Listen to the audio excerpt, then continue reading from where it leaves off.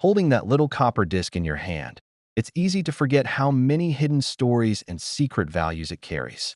Today's hunt shines a light on two pennies you probably pass by every day. The 1987 Lincoln cent with its subtle doubling that can send prices soaring, and the 1982 zinc cent broadstrike error that turns pocket change into a mini treasure. In this first leg of our journey, we'll peel back the layers on the 1987 penny, how it came to be, what quirks to look for, and why a handful of these common coins have suddenly become must-haves for serious collectors. Keep your loop at the ready. Back in 1987, the Lincoln cent was already well into its second half-century of production. Originally introduced in 1909 to honor Abraham Lincoln's 100th birthday, the design by Victor David Brenner had become the country's most widely circulated coin. By the mid-1980s, rising copper costs prompted the mint to switch from a mostly copper planchet to a thin copper plating over a zinc core, an update completed in 1982. Despite the material change, the aesthetic remained familiar. Lincoln's profile on the obverse, the shield reverse, still 5 years away. Production was churning out billions of these new copper-plated zinc cents, but among the mass of shiny discs, a few bore the hallmarks of something far rarer. The Denver and Philadelphia mints struck over 5.6 billion Lincoln cents in 1987 alone, but a small fraction displayed doubling on the date and inscriptions. Known as double die obverse errors, these occur when the hubbing process misaligns between impressions, embossing letters or numerals twice. On a 1987 cent, look closely at the Liberty and the date. The letters may have faint shadows or a blurry, doubled outline. Other quirks include micro-doubling in the motto, "In God We Trust," and slight doubling on the wheat stalk's edge in transitional varieties. Spotting one of these requires a sharp eye and strong light, but the payoff can be extraordinary. Not every double die is created equal. The most sought-after variety on the 1987 cents comes from Philadelphia, no mint mark, dubbed DDO-001. A crisp doubling on the date that's bold enough to spot at 4 times magnification. Even more elusive are off-center strikes, when the planchet feeds slightly askew and a portion of the design is missing. Mild off-centers of 1 to 2% happen in the tens of thousands. But if you find one missing 15% or more of the design, you're in a very small club. In some extreme 1987 off-centers, the date and Lincoln's shoulder vanish entirely, leaving a dramatic blank wedge that collectors love. What elevates these errors from neat curiosities to high-value collectibles is a mix of limited survivors in top grades and growing demand among seasoned numismatists. A pristine double die from 1987 in mint state, MS-65 or higher, can fetch anywhere from $500 up to $1,200, depending on the boldness of the doubling and the overall eye appeal. Off-center cents in MS-63 with a 25% strike deviation have recently crossed the $2,000 mark at auction. Even if you don't hit the high-grade error jackpot, finding a lightly circulated example graded negative 58 Australian dollars can still net several $100s, far more than its face value. Auction houses have kept pace with escalating interest. At Heritage's 2024 Long Beach auction, a certified MS-66 1987P double die sold for $1,450, while a dramatic 30% off-center piece achieved $2,150 2 months later. Local coin clubs report similar figures in less formal settings. Private treaty sales in 2023 saw mid-grade off-centers going for $800 to $1,100. These records show that what was once a curiosity tucked in rolls now regularly headlines significant sales, a testament to the ardor collectors bring to even the humblest copper penny. If you're sorting through pocket change or inherited hoards, understanding condition makes all the difference.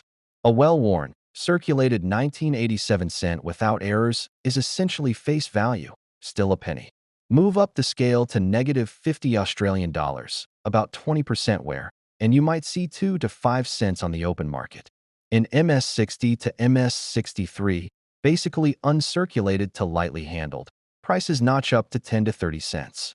At the upper end, MS-65 examples command $10 to $25 in regular issues, and when you factor in clear double dies or off-center strikes, that same uncirculated coin can metamorphose into a $500 plus rarity.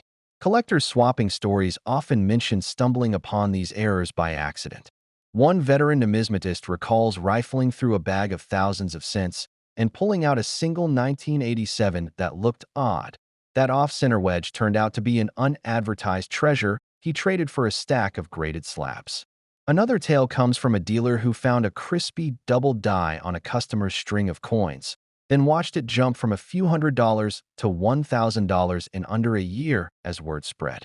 These anecdotes underline the thrill of the hunt and remind us why even modern-issue coins can still surprise. Authenticating a 1987 penny error takes a blend of careful observation and, often, professional grading. A 10 times or higher loop helps confirm the crispness of doubled lines, while off-center pieces demand measurement of the unstruck area versus the strike imprint. Beware of artificial enhancements. Some unscrupulous sellers apply chemical toning or harsh cleaning to mask flaws.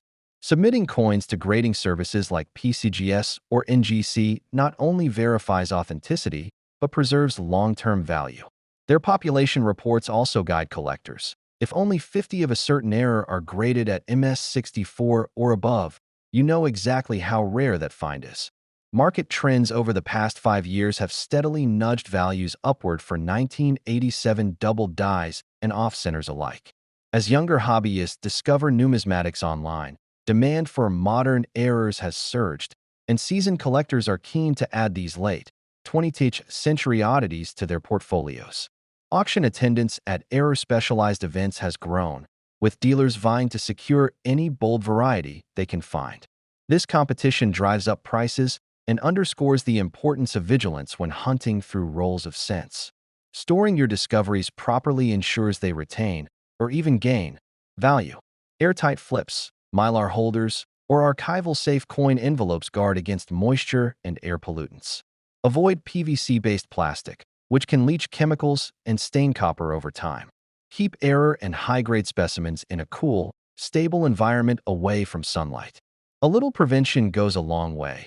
An MS66 double die stored in ideal conditions 5 years out may be worth 20% more than one left in a damp drawer. As you wrap your head around the quirks and values of the 1987 Lincoln cent, remember that every coin tells a story, from the moment the mint presses struck that planchet to the day it fell into your hands. The next stop on our quest uncovers another penny that transformed the hobby when a 1982 zinc cent landed short and broad, redefining what we expect from circulating errors. Stay tuned, because a tiny shift in minting that year turned a common copper-plated zinc coin into a sought-after prize, and that's where our journey continues.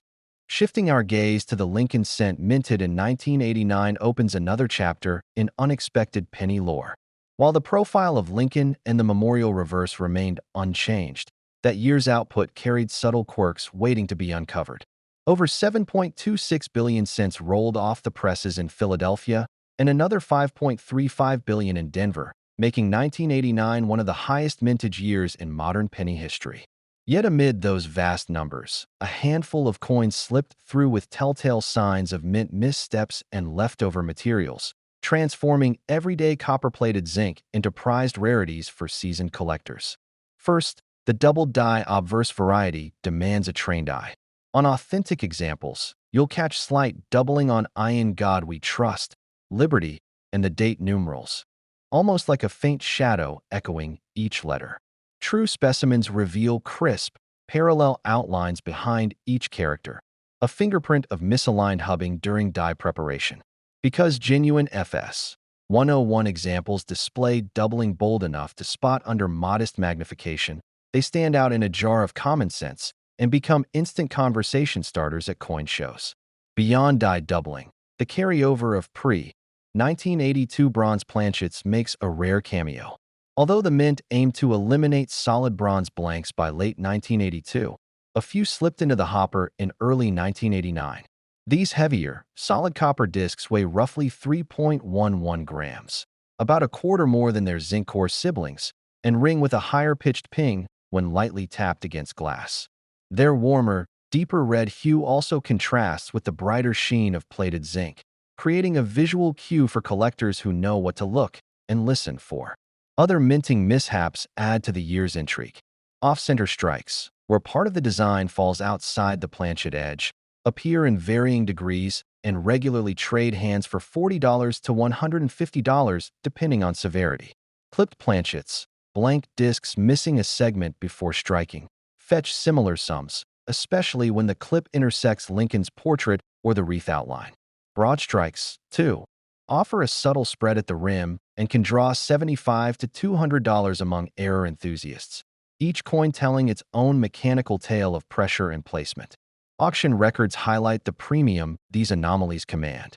A solid bronze 1989 planchet error certified at an exemplary grade once soared well above $7,000 in a specialist sale, while top-graded double-die obverse examples, fresh from the grading service, have breached the $2,500 mark. Even mid-grade FS 101 coins certified MS65 red routinely trade for $800 to $1,200, eclipsing the few $100s collectors expect to pay for a flawless, non-error Lincoln cent at that grade. Condition remains the ultimate price driver. A raw FS 101 in about uncirculated condition might sell for $400 to $600, while certified MS66 red examples climb into the $2,000 range. Solid bronze planchets see a similar tiered market. Circulated, worn survivors bring four-figure sums, but a pristine MS65 or higher piece can push toward five figures. In contrast, ordinary 1989 memorial cents, even in MS69 red, rarely surpass the low four-figure level, underscoring the power of errors and planchet surprises. Collectors chasing these rarities swear by a few simple tests. A digital scale accurate to 0.01 gram instantly flags bronze carryovers. A light tap on a glass surface betrays a higher pitch for solid copper. 4 doubled dies. A 10 times loop usually suffices. Focus on the motto's arches and the date's curves for parallel outlines. Slice error candidates out of piles of common sense and set them aside for professional grading.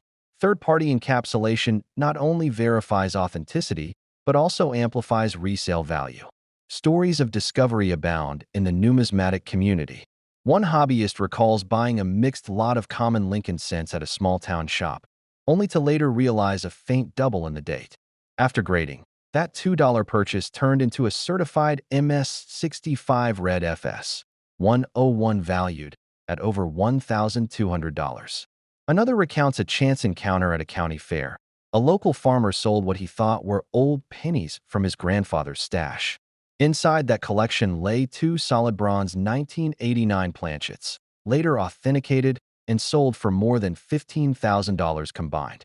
Beyond their monetary appeal, these 1989 coins embody the thrill of discovery. Each anomaly carries a story of human hands, machinery, and chance intersecting at the mint.